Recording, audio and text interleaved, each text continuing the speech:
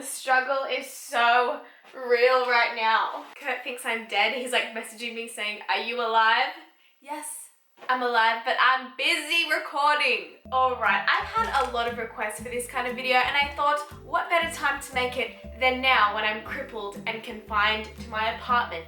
I literally have not left this area in, I'm gonna say 60 hours. So if you follow my Instagram, you'll already know what happened. You'll already know what went down because I pretty much Insta-storied every hour of this situation. But if you don't follow me on Instagram, then this is a little recap for you. 5 days ago, I saw like a little pimple on my knee and I thought it was just a pimple, so obviously tried to pop it. Nothing much happened. I didn't think anything of it. Then you guys saw in my last vlog, I went to Perth. Everything was good then.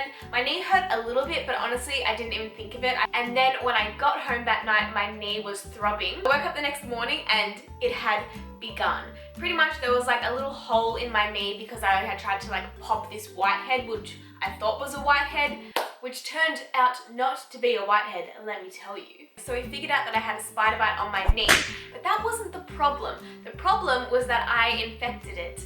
I am just like a little kid, and when I have something wrong, I just want to like pick it and fix it myself. So I guess my advice to you is if you get a spider bite, don't hack at it with your fingernails. So then my knee started to get really swollen and really painful. I was like, oh, it's okay, it'll be fine the next day. I woke up yesterday and I thought, okay, I'm not gonna be able to train legs today because I won't be able to bend it properly because it's a little bit swollen.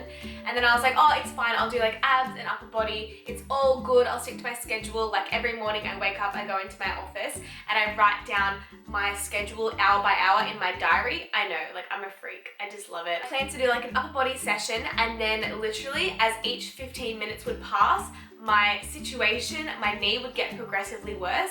And I'm not a person who goes to the doctor. Like, I'm really bad. I never go to the doctor. If anything, I'll go to the naturopath, but it's only if something's like really wrong. And I've been on antibiotics like 3 times in my whole life, and I don't remember the last time I was even on pain medication.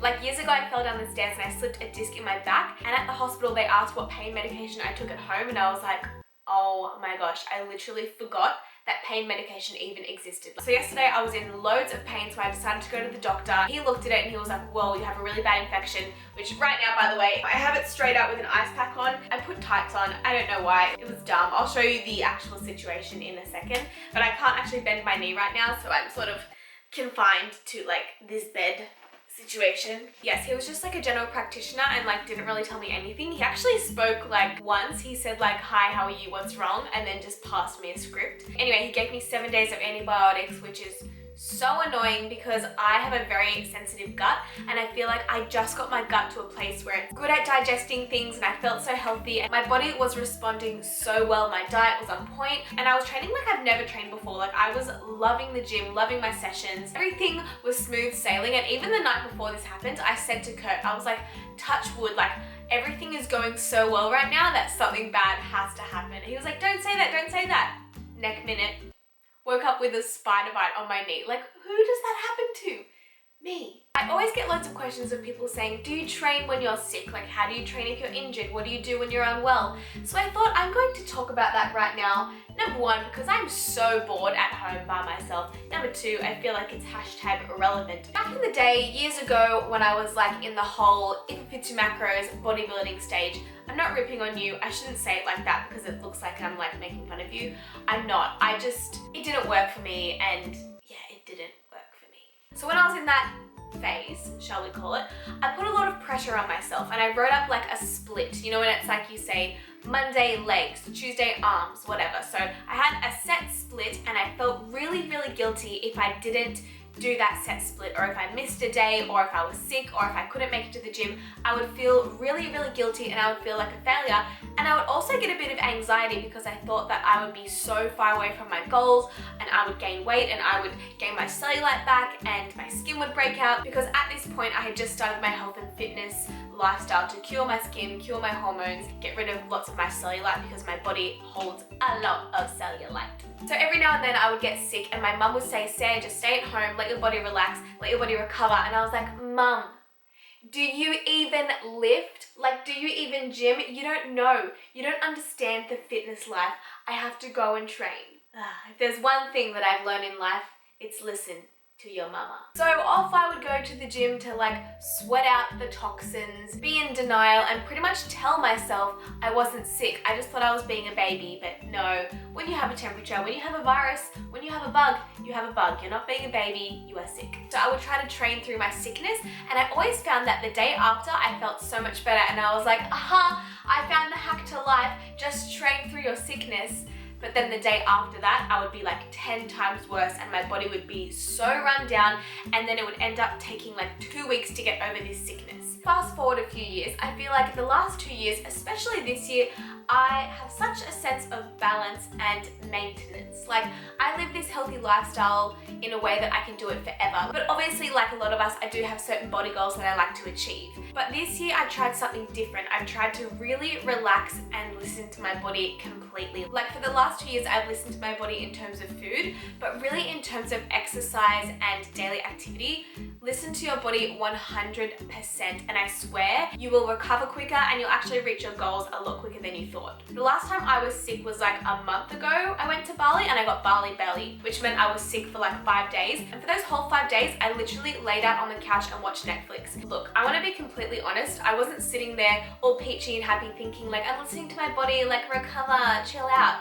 No, like there were definitely certain moments where I felt guilty for not going to the gym, but I just tried to be like, mind over matter. I know that I need to lie down. I know that I need to relax, and I know that I need to give my body time to completely recover, because then when I do go back into the gym, it's more purposeful and I can rip in and do a good session rather than stressing my body out and it's just going to elongate the recovery process. So the same thing is going with my knee. I don't know how to say this without it like sounding weird, but I'm all into directing all of your body's energy to one goal or like one thing, and like sending all my white blood cells and recovery cells to a certain part of my body. I just want them all down there fixing myself, so when I do go back in the gym, I just kill it and I'm like loving life.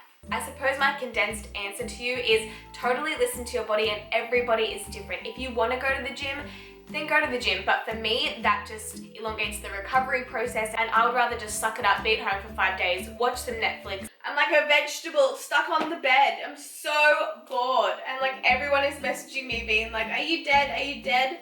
I'm like the worst person with my phone. I resent it so much.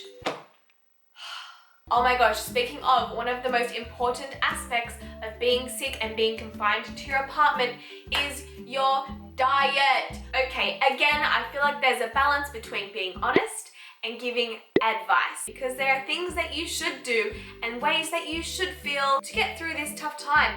But then on the other hand, there is honesty, and there is what I actually feel like.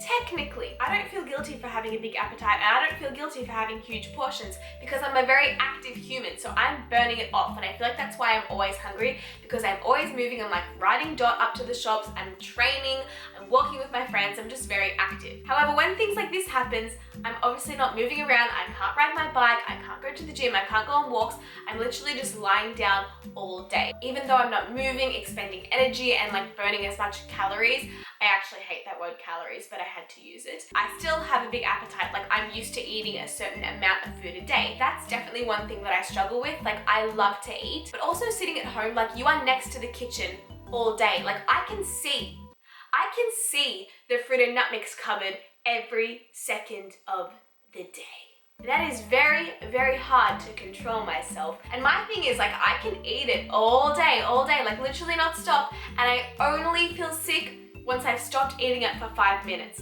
So I just don't stop eating. I'm just like, oh, whatever, I'll just like have the whole jar. I finish the whole jar, then 5 minutes later, I regret it. And look, I'm not perfect. I have not mastered the at-home sick fitness playbook just yet, but I'm working on it. Honestly, I pretty much always eat the same thing. It's like a paleo-based diet. However, if I'm sick with like the flu, I will eat more of a vegan, plant-based diet. I have lots of micronutrients and fruits and things that are easy for my body to digest. If I've got something like this or an injury from the gym, I will eat a highly anti-inflammatory diet. So that's things like turmeric, healthy fats, and leafy greens, because that is hopefully going to help like soothe this inflammation and reduce the swelling. And another thing I also have is a lot of smoothies, because I feel like sometimes I'm not hungry. Like, let's just be honest, sometimes we eat because we're not hungry, we're just bored, and I'm like the first person to vouch for that. I eat a lot of the time when I'm bored. I try to listen to my body, but sometimes I just want a sweet treat just because. Humongous liter smoothies because I feel like it takes me like a longer while to get through,